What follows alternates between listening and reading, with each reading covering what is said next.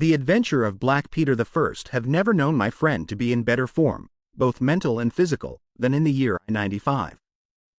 His increasing fame had brought with it an immense practice, and I should be guilty of an indiscretion if I were even to hint at the identity of some of the illustrious clients who crossed our humble threshold in Baker Street.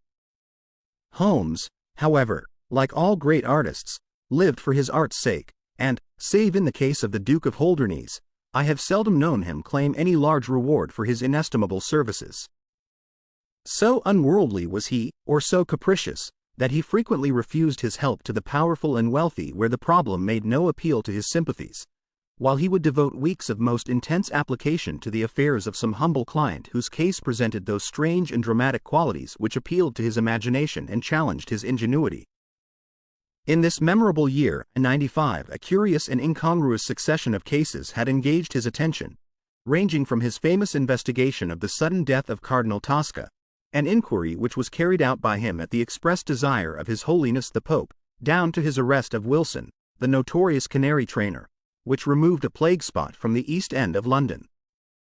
Close on the heels of these two famous cases came the tragedy of Woodman's Lee, and the very obscure circumstances which surrounded the death of Captain Peter Carey. No record of the doings of Mr. Sherlock Holmes would be complete which did not include some account of this very unusual affair. During the first week of July, my friend had been absent so often and so long from our lodgings that I knew he had something on hand. The fact that several rough-looking men called during that time and inquired for Captain Basil made me understand that Holmes was working somewhere under one of the numerous disguises and names with which he concealed his own formidable identity. He had at least 5 small refuges in different parts of London in which he was able to change his personality. He said nothing of his business to me, and it was not my habit to force a confidence. The first positive sign which he gave me of the direction which his investigation was taking was an extraordinary one. He had gone out before breakfast, and I had sat down to mine, when he strode into the room, his hat upon his head and a huge barbed-headed spear tucked like an umbrella under his arm. "Good gracious, Holmes!" I cried. "You don't mean to say that you have been walking about London with that thing?" I drove to the butcher's and back. The butcher's? And I return with an excellent appetite. There can be no question, my dear Watson, of the value of exercise before breakfast. But I am prepared to bet that you will not guess the form that my exercise has taken. I will not attempt it.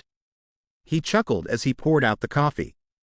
If you could have looked into Allardyce's back shop, you would have seen a dead pig swung from a hook in the ceiling, and a gentleman in his shirt sleeves furiously stabbing at it with this weapon. I was that energetic person, and I have satisfied myself that by no exertion of my strength can I transfix the pig with a single blow. Perhaps you would care to try? Not for worlds. But why were you doing this? Because it seemed to me to have an indirect bearing upon the mystery of Woodman's Lee. Ah, Hopkins, I got your wire last night, and I have been expecting you. Come and join us. Our visitor was an exceedingly alert man, 30 years of age, dressed in a quiet tweed suit, but retaining the erect bearing of one who was accustomed to official uniform. I recognized him at once as Stanley Hopkins, a young police inspector for whose future Holmes had high hopes, while he in turn professed the admiration and respect of a pupil for the scientific methods of the famous amateur. Hopkins's brow was clouded, and he sat down with an air of deep dejection. "No, thank you, sir. I breakfasted before I came round. I spent the night in town, for I came up yesterday to report." "And what had you to report?" "Failure, sir, absolute failure." "You have made no progress?" "None." "Dear me. I must have a look at the matter." "I wish to heavens that you would, Mr. Holmes. It's my first big chance, and I am at my wit's end. For goodness sake, come down and lend me a hand." Well, it just happens that I have already read all the available evidence, including the report of the inquest, with some care. By the way, what do you make of that tobacco pouch found on the scene of the crime? Is there no clue there?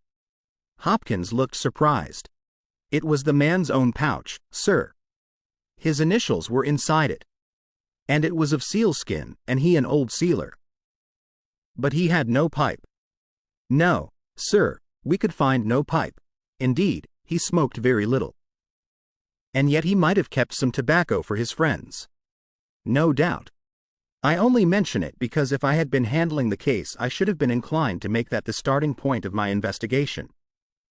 However, my friend Dr. Watson knows nothing of this matter, and I should be none the worse for hearing the sequence of events once more. Just give us some short sketch of the essentials. Stanley Hopkins drew a slip of paper from his pocket. I have a few dates here which will give you the career of the dead man, Captain Peter Carey. He was born in I-45, 50 years of age. He was a most daring and successful seal and whale fisher. In 1883 he commanded the steam sealer Sea Unicorn, of Dundee. He had then had several successful voyages in succession, and in the following year, 1884, he retired. After that he traveled for some years, and finally he bought a small place called Woodman's Lee, near Forest Row, in Sussex. There he has lived for 6 years, and there he died just a week ago today. There were some most singular points about the man. In ordinary life he was a strict Puritan, a silent, gloomy fellow. His household consisted of his wife, his daughter, aged 20, and 2 female servants. These last were continually changing, for it was never a very cheery situation, and sometimes it became past all bearing. The man was an intermittent drunkard, and when he had the fit on him he was a perfect fiend. He has been known to drive his wife and his daughter out of doors in the middle of the night, and flog them through the park until the whole village outside the gates was aroused by their screams. He was summoned once for a savage assault upon the old vicar, who had called upon him to remonstrate with him upon his conduct. In short, Mr. Holmes, you would go far before you found a more dangerous man than Peter Carey, and I have heard that he bore the same character when he commanded his ship. He was known in the trade as Black Peter, and the name was given him, not only on account of his swarthy features and the color of his huge beard, but for the humors which were the terror of all around him. I need not say that he was loathed and avoided by every one of his neighbors, and that I have not heard one single word of sorrow about his terrible end. You must have read in the account of the inquest about the man's cabin, Mr. Holmes, but perhaps your friend here has not heard of it. He had built himself a wooden outhouse. He always called it the cabin, a few hundred yards from his house, and it was here that he slept every night. It was a little, single-roomed hut, 16 feet by 10. He kept the key in his pocket, made his own bed, cleaned it himself, and allowed no other foot to cross the threshold. There are small windows on each side, which were covered by curtains and never opened. One of these windows was turned towards the high road, and when the light burned in it at night the folk used to point it out to each other and wonder what Black Peter was doing in there. That's the window, Mr. Holmes, which gave us one of the few bits of positive evidence that came out at the inquest. You remember that a stonemason, named Slater, walking from Forest Row about 1 o'clock in the morning, 2 days before the murder, stopped as he passed the grounds and looked at the square of light still shining among the trees. He swears that the shadow of a man's head turned sideways was clearly visible on the blind, and that this shadow was certainly not that of Peter Carey, whom he knew well. It was that of a bearded man, but the beard was short and bristled forwards in a way very different from that of the captain. So he says, but he had been 2 hours in the public house, and it is some distance from the road to the window.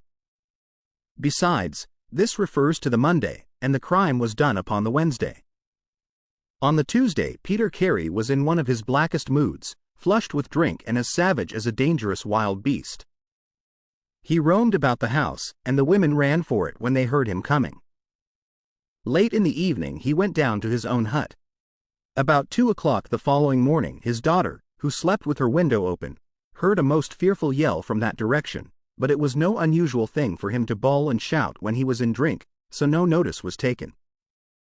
On rising at 7 one of the maids noticed that the door of the hut was open, but so great was the terror which the man caused that it was midday before anyone would venture down to see what had become of him. Peeping into the open door they saw a sight which sent them flying with white faces into the village.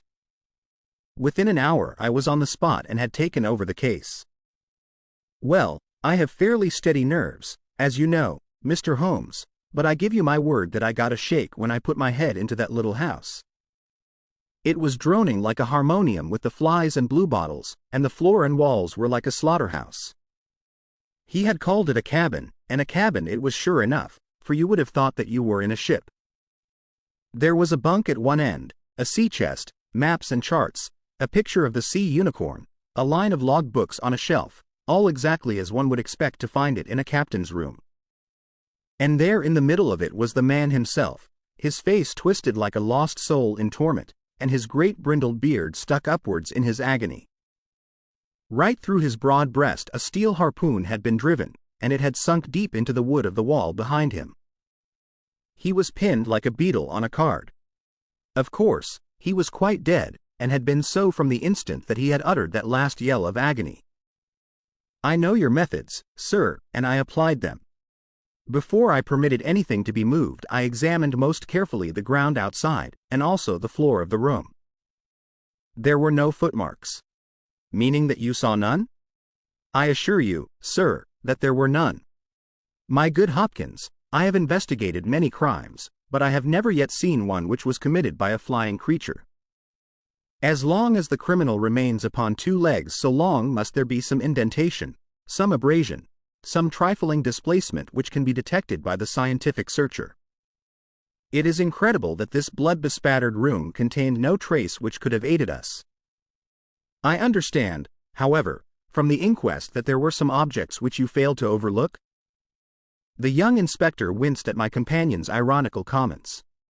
I was a fool not to call you in at the time, Mr. Holmes. However, that's past praying for now. Yes, there were several objects in the room which called for special attention. One was the harpoon with which the deed was committed. It had been snatched down from a rack on the wall. Two others remained there, and there was a vacant place for the third. On the stock was engraved SS. Sea Unicorn, Dundee. This seemed to establish that the crime had been done in a moment of fury, and that the murderer had seized the first weapon which came in his way. The fact that the crime was committed at 2 in the morning, and yet Peter Carey was fully dressed, suggested that he had an appointment with the murderer, which is borne out by the fact that a bottle of rum and 2 dirty glasses stood upon the table. Yes, said Holmes. I think that both inferences are permissible. Was there any other spirit but rum in the room? Yes. There was a tantalus containing brandy and whiskey on the sea chest. It is of no importance to us, however, since the decanters were full, and it had therefore not been used. For all that its presence has some significance, said Holmes. However, let us hear some more about the objects which do seem to you to bear upon the case. There was this tobacco pouch upon the table. What part of the table? It lay in the middle. It was of coarse sealskin, the straight-haired skin, with a leather thong to bind it. Inside was PC on the flap. There was half an ounce of strong ship's tobacco in it. Excellent. What more? Stanley Hopkins drew from his pocket a drab-covered notebook. The outside was rough and worn, the leaves discolored. On the first page were written the initials, JHN, and the date, 1883. Holmes laid it on the table and examined it in his minute way, while Hopkins and I gazed over each shoulder. On the second page were the printed letters, CPR, and then came several sheets of numbers. Another heading was Argentine, another Costa Rica, and another San Paulo, each with pages of signs and figures after it. What do you make of these? Asked Holmes. They appear to be lists of stock exchange securities. I thought that JHN were the initials of a broker, and that CPR may have been his client. Try Canadian Pacific Railway, said Holmes. Stanley Hopkins swore between his teeth and struck his thigh with his clenched hand. What a fool I have been! He cried. Of course, it is as you say. Then, JHN are the only initials we have to solve. I have already examined the old stock exchange lists, and I can find no one in 1883 either in the house or among the outside brokers whose initials correspond with these. Yet I feel that the clue is the most important one that I hold. You will admit, Mr. Holmes, that there is a possibility that these initials are those of the second person who was present, in other words, of the murderer. I would also urge that the introduction into the case of a document relating to large masses of valuable securities gives us for the first time some indication of a motive for the crime." Sherlock Holmes's face showed that he was thoroughly taken aback by this new development. "I must admit both your points," said he. "I confess that this notebook, which did not appear at the inquest, modifies any views which I may have formed.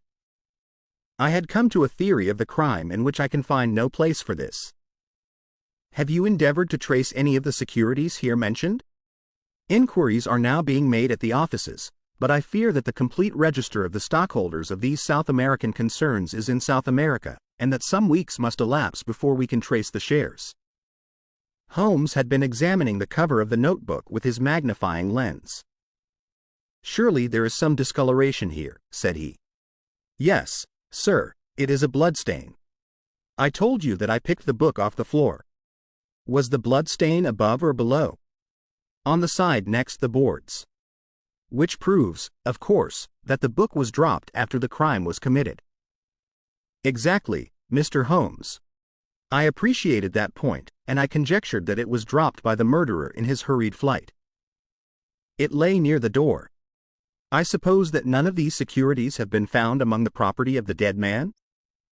"No, sir." "Have you any reason to suspect robbery?" "No, sir. Nothing seemed to have been touched." "Dear me, it is certainly a very interesting case. Then there was a knife, was there not?" "A sheath knife, still in its sheath. It lay at the feet of the dead man.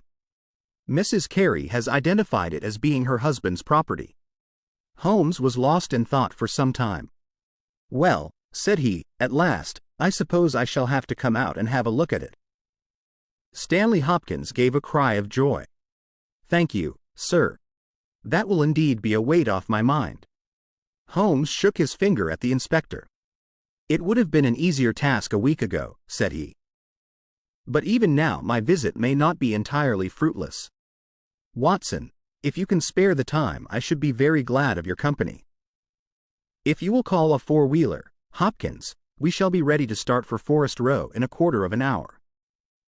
Alighting at the small wayside station, we drove for some miles through the remains of widespread woods, which were once part of that great forest which for so long held the Saxon invaders at bay, the impenetrable Weald, for 60 years the bulwark of Britain.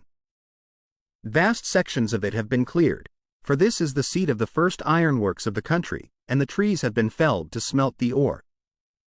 Now the richer fields of the north have absorbed the trade, and nothing save these ravaged groves and great scars in the earth show the work of the past. Here in a clearing upon the green slope of a hill stood a long, low stone house, approached by a curving drive running through the fields. Nearer the road, and surrounded on three sides by bushes, was a small outhouse, one window and the door facing in our direction. It was the scene of the murder. Stanley Hopkins led us first to the house, where he introduced us to a haggard, gray-haired woman, the widow of the murdered man, whose gaunt and deep-lined face, with the furtive look of terror in the depths of her red-rimmed eyes, told of the years of hardship and ill usage which she had endured. With her was her daughter, a pale, fair-haired girl, whose eyes blazed defiantly at us as she told us that she was glad that her father was dead, and that she blessed the hand which had struck him down. It was a terrible household that Black Peter Carey had made for himself, and it was with a sense of relief that we found ourselves in the sunlight again and making our way along a path which had been worn across the fields by the feet of the dead man. The outhouse was the simplest of dwellings, wooden-walled, shingle-roofed, one window beside the door and one on the farther side. Stanley Hopkins drew the key from his pocket and had stooped to the lock when he paused with a look of attention and surprise upon his face. "Someone has been tampering with it," he said. There could be no doubt of the fact. The woodwork was cut and the scratches showed white through the paint, as if they had been that instant done. Holmes had been examining the window. "Someone has tried to force this also. Whoever it was has failed to make his way in. He must have been a very poor burglar." "This is a most extraordinary thing," said the inspector. "I could swear that these marks were not here yesterday evening." "Some curious person from the village, perhaps," I suggested. "Very unlikely. Few of them would dare to set foot in the grounds, far less try to force their way into the cabin. What do you think of it, Mr. Holmes? I think that fortune is very kind to us. You mean that the person will come again? It is very probable. He came expecting to find the door open. He tried to get in with the blade of a very small penknife.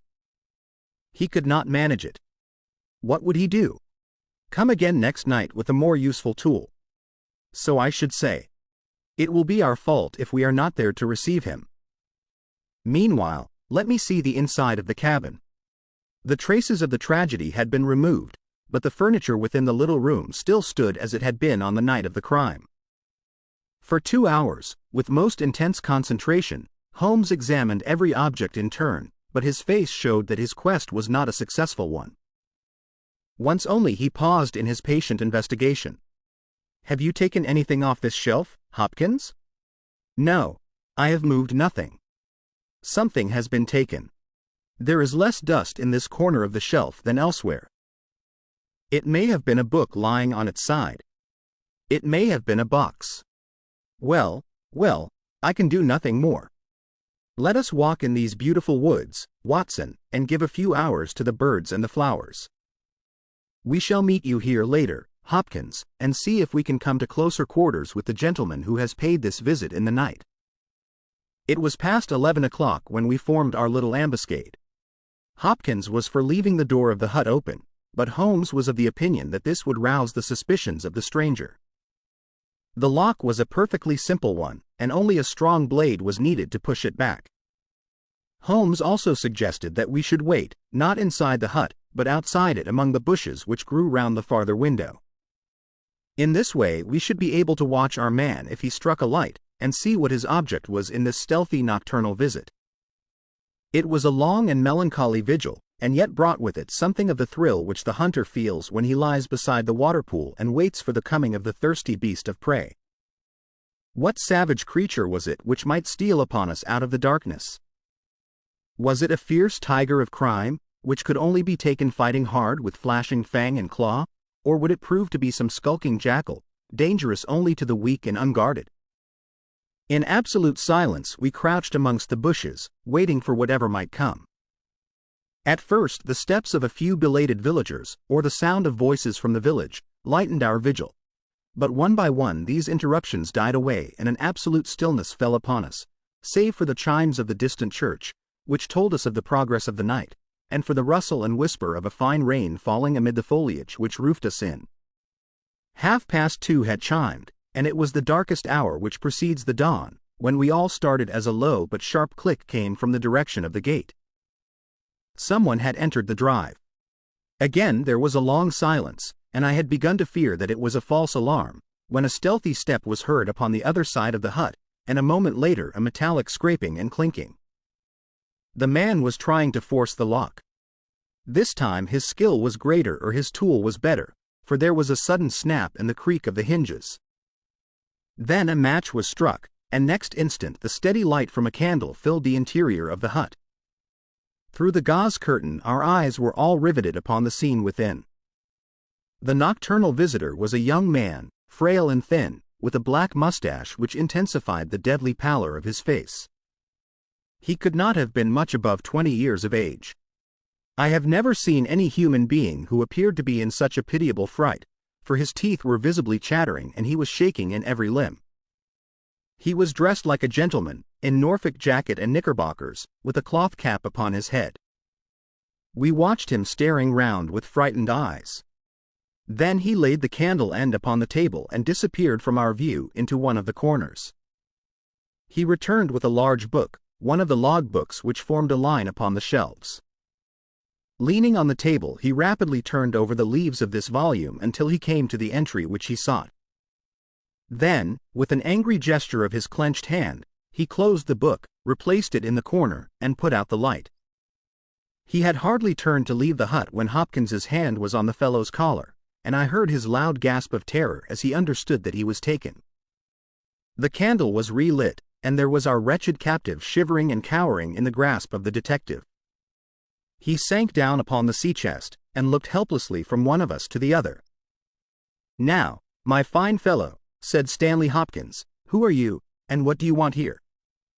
The man pulled himself together and faced us with an effort at self-composure. "You are detectives, I suppose?" said he.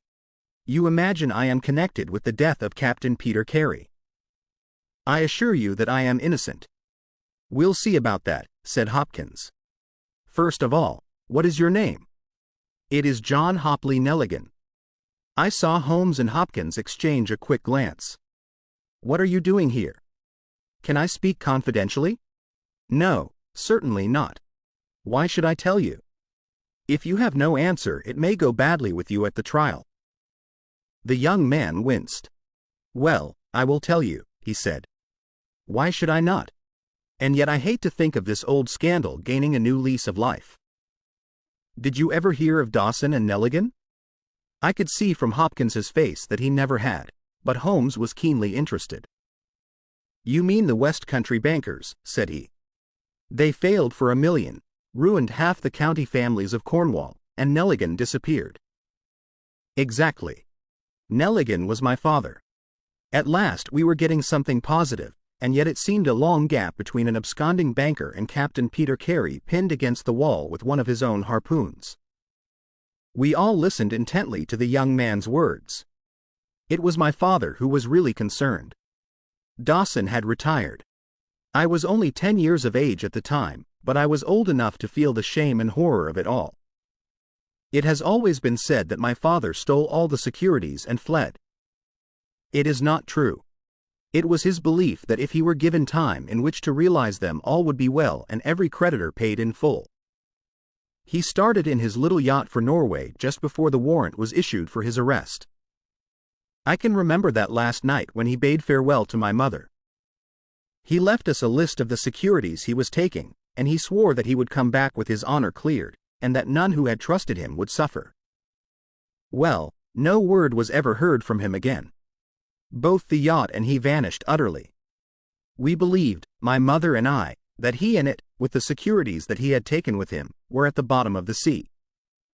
We had a faithful friend, however, who was a businessman, and it was he who discovered some time ago that some of the securities which my father had with him have reappeared on the London market.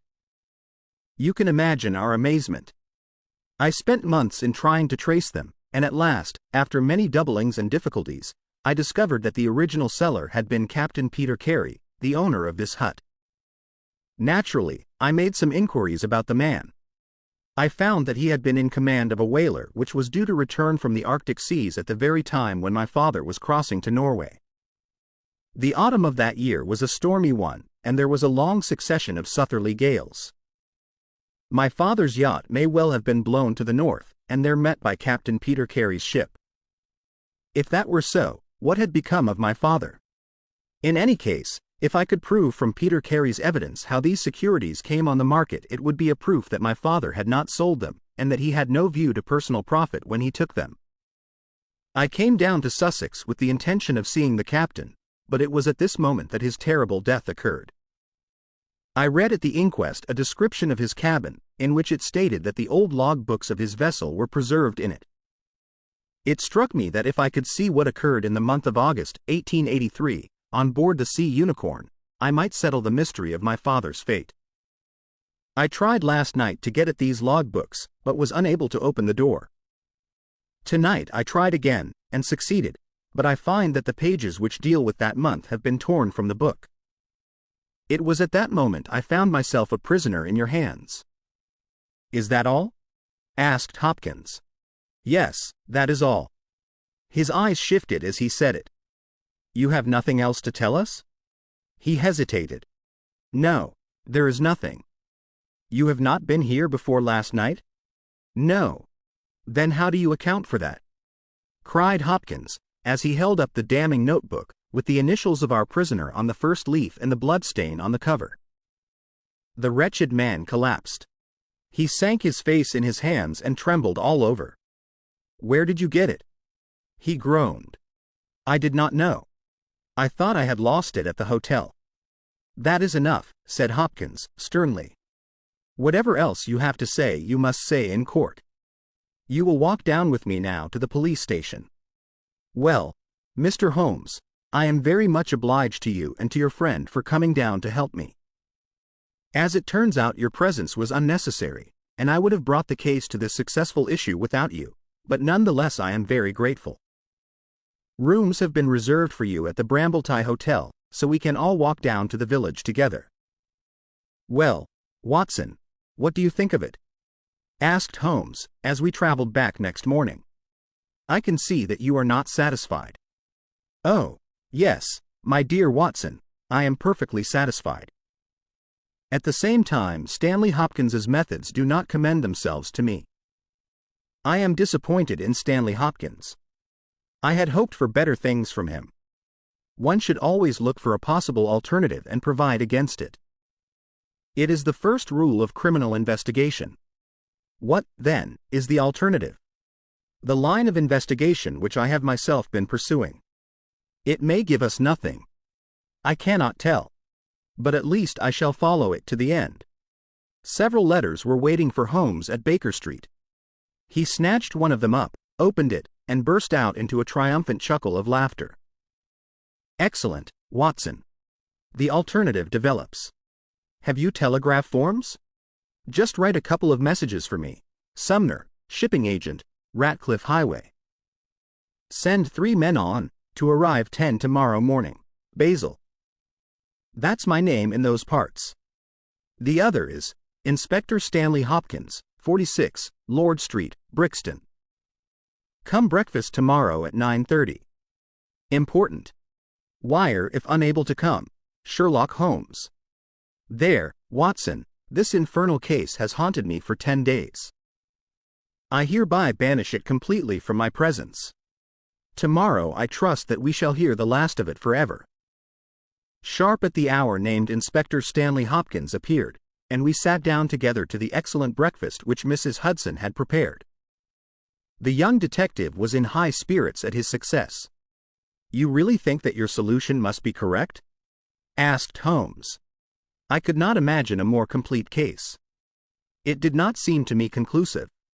"You astonish me, Mr. Holmes. What more could one ask for? Does your explanation cover every point?" "Undoubtedly. I find that young Nelligan arrived at the Brambletie Hotel on the very day of the crime. He came on the pretense of playing golf. His room was on the ground floor, and he could get out when he liked. That very night he went down to Woodman's Lee, saw Peter Carey at the hut, quarreled with him, and killed him with the harpoon. Then, horrified by what he had done, he fled out of the hut, dropping the notebook which he had brought with him in order to question Peter Carey about these different securities. You may have observed that some of them were marked with ticks, and the others, the great majority, were not. Those which are ticked have been traced on the London market, but the others presumably were still in the possession of Carey, and young Nelligan, according to his own account, was anxious to recover them in order to do the right thing by his father's creditors. After his flight he did not dare to approach the hut again for some time, but at last he forced himself to do so in order to obtain the information which he needed. Surely that is all simple and obvious?" Holmes smiled and shook his head. "It seems to me to have only one drawback, Hopkins, and that is that it is intrinsically impossible. Have you tried to drive a harpoon through a body? No? Tut, tut, my dear sir, you must really pay attention to these details. My friend Watson could tell you that I spent a whole morning in that exercise. It is no easy matter, and requires a strong and practiced arm. But this blow was delivered with such violence that the head of the weapon sank deep into the wall. Do you imagine that this anemic youth was capable of so frightful an assault? Is he the man who hobnobbed in rum and water with Black Peter in the dead of the night? Was it his profile that was seen on the blind 2 nights before? No, no, Hopkins. It is another and a more formidable person for whom we must seek." The detective's face had grown longer and longer during Holmes's speech. His hopes and his ambitions were all crumbling about him. But he would not abandon his position without a struggle. "You can't deny that Nelligan was present that night, Mr. Holmes. The book will prove that. I fancy that I have evidence enough to satisfy a jury, even if you are able to pick a hole in it. Besides, Mr. Holmes, I have laid my hand upon my man. As to this terrible person of yours, where is he? I rather fancy that he is on the stair, said Holmes, serenely. I think, Watson, that you would do well to put that revolver where you can reach it. He rose and laid a written paper upon a side table. Now we are ready, said he. There had been some talking in gruff voices outside, and now Mrs. Hudson opened the door to say that there were 3 men inquiring for Captain Basil. Show them in one by one, said Holmes. The first who entered was a little Ribston pippin of a man, with ruddy cheeks and fluffy white side whiskers. Holmes had drawn a letter from his pocket. What name? He asked. James Lancaster. I am sorry, Lancaster, but the berth is full. Here is half a sovereign for your trouble. Just step into this room and wait there for a few minutes. The second man was a long, dried-up creature, with lank hair and sallow cheeks. His name was Hugh Pattins. He also received his dismissal, his half-sovereign, and the order to wait. The third applicant was a man of remarkable appearance. A fierce bulldog face was framed in a tangle of hair and beard, and 2 bold dark eyes gleamed behind the cover of thick, tufted, overhung eyebrows. He saluted and stood sailor fashion, turning his cap round in his hands. Your name? Asked Holmes. Patrick Cairns. Harpooner? Yes, sir. 26 voyages. Dundee, I suppose? Yes, sir. And ready to start with an exploring ship? Yes, sir. What wages? £8 a month. Could you start at once? As soon as I get my kit. Have you your papers? Yes, sir.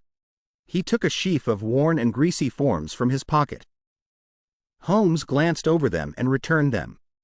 You are just the man I want, said he. Here's the agreement on the side table. If you sign it, the whole matter will be settled. The seaman lurched across the room and took up the pen. Shall I sign here? He asked, stooping over the table. Holmes leaned over his shoulder and passed both hands over his neck. This will do, said he. I heard a click of steel and a bellow like an enraged bull. The next instant Holmes and the seaman were rolling on the ground together. He was a man of such gigantic strength that, even with the handcuffs which Holmes had so deftly fastened upon his wrists, he would have very quickly overpowered my friend had Hopkins and I not rushed to his rescue. Only when I pressed the cold muzzle of the revolver to his temple did he at last understand that resistance was vain. We lashed his ankles with cord and rose breathless from the struggle. I must really apologize, Hopkins, said Sherlock Holmes. I fear that the scrambled eggs are cold. However, you will enjoy the rest of your breakfast all the better, will you not, for the thought that you have brought your case to a triumphant conclusion. Stanley Hopkins was speechless with amazement. I don't know what to say, Mr. Holmes, he blurted out at last, with a very red face. It seems to me that I have been making a fool of myself from the beginning. I understand now, what I should never have forgotten, that I am the pupil and you are the master. Even now I see what you have done, but I don't know how you did it, or what it signifies. Well, well, said Holmes, good-humoredly. We all learn by experience, and your lesson this time is that you should never lose sight of the alternative. You were so absorbed in young Nelligan that you could not spare a thought to Patrick Cairns, the true murderer of Peter Carey. The hoarse voice of the seaman broke in on our conversation. See here, mister, said he, I make no complaint of being manhandled in this fashion, but I would have you call things by their right names. You say I murdered Peter Carey. I say I killed Peter Carey, and there's all the difference. Maybe you don't believe what I say. Maybe you think I am just slinging you a yarn. Not at all, said Holmes. Let us hear what you have to say. It's soon told, and, by the Lord, every word of it is truth. I knew Black Peter, and when he pulled out his knife I whipped a harpoon through him sharp, for I knew that it was him or me. That's how he died. You can call it murder. Anyhow, I'd as soon die with a rope round my neck as with Black Peter's knife in my heart. How came you there? Asked Holmes. I'll tell it you from the beginning. Just sit me up a little so as I can speak easy." It was in '83 that it happened, August of that year. Peter Carey was master of the Sea Unicorn, and I was spare harpooner. We were coming out of the ice pack on our way home, with head winds and a weak southerly gale, when we picked up a little craft that had been blown north. There was one man on her, a landsman. The crew had thought she would founder, and had made for the Norwegian coast in the dinghy. I guess they were all drowned. Well, we took him on board, this man, and he and the skipper had some long talks in the cabin. All the baggage we took off with him was one tin box. So far as I know, the man's name was never mentioned, and on the second night he disappeared as if he had never been. It was given out that he had either thrown himself overboard or fallen overboard in the heavy weather that we were having. Only one man knew what had happened to him, and that was me, for with my own eyes I saw the skipper tip up his heels and put him over the rail in the middle watch of a dark night, 2 days before we sighted the Shetland lights. Well, I kept my knowledge to myself and waited to see what would come of it. When we got back to Scotland, it was easily hushed up, and nobody asked any questions. A stranger died by an accident, and it was nobody's business to inquire. Shortly after, Peter Carey gave up the sea, and it was long years before I could find where he was. I guessed that he had done the deed for the sake of what was in that tin box, and that he could afford now to pay me well for keeping my mouth shut.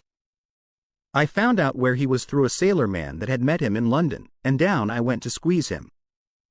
The first night he was reasonable enough, and was ready to give me what would make me free of the sea for life. We were to fix it all 2 nights later. When I came, I found him 3 parts drunk and in a vile temper. We sat down and we drank and we yarned about old times, but the more he drank the less I liked the look on his face. I spotted that harpoon upon the wall, and I thought I might need it before I was through. Then at last he broke out at me, spitting and cursing, with murder in his eyes and a great clasp knife in his hand. He had not time to get it from the sheath before I had the harpoon through him. Heavens! What a yell he gave, and his face gets between me and my sleep. I stood there, with his blood splashing round me, and I waited for a bit, but all was quiet, so I took heart once more. I looked round, and there was the tin box on a shelf. I had as much right to it as Peter Carey, anyhow, so I took it with me and left the hut. Like a fool, I left my baccy pouch upon the table. Now I'll tell you the queerest part of the whole story. I had hardly got outside the hut when I heard someone coming, and I hid among the bushes. A man came slinking along, went into the hut, gave a cry as if he had seen a ghost, and legged it as hard as he could run until he was out of sight. Who he was or what he wanted is more than I can tell. For my part, one walked 10 miles, got a train at Tunbridge Wells, and so reached London, and no one the wiser. Well, when I came to examine the box, I found there was no money in it, and nothing but papers that I would not dare to sell. I had lost my hold on Black Peter, and was stranded in London without a shilling. There was only my trade left. I saw these advertisements about harpooners and high wages, so I went to the shipping agents, and they sent me here. That's all I know, and I say again that if I killed Black Peter, the law should give me thanks, for I saved them the price of a hempen rope. A very clear statement, said Holmes, rising and lighting his pipe. I think, Hopkins, that you should lose no time in conveying your prisoner to a place of safety. This room is not well adapted for a cell, and Mr. Patrick Cairns occupies too large a proportion of our carpet. Mr. Holmes, said Hopkins, I do not know how to express my gratitude. Even now I do not understand how you attained this result. Simply by having the good fortune to get the right clue from the beginning. It is very possible if I had known about this notebook it might have led away my thoughts, as it did yours.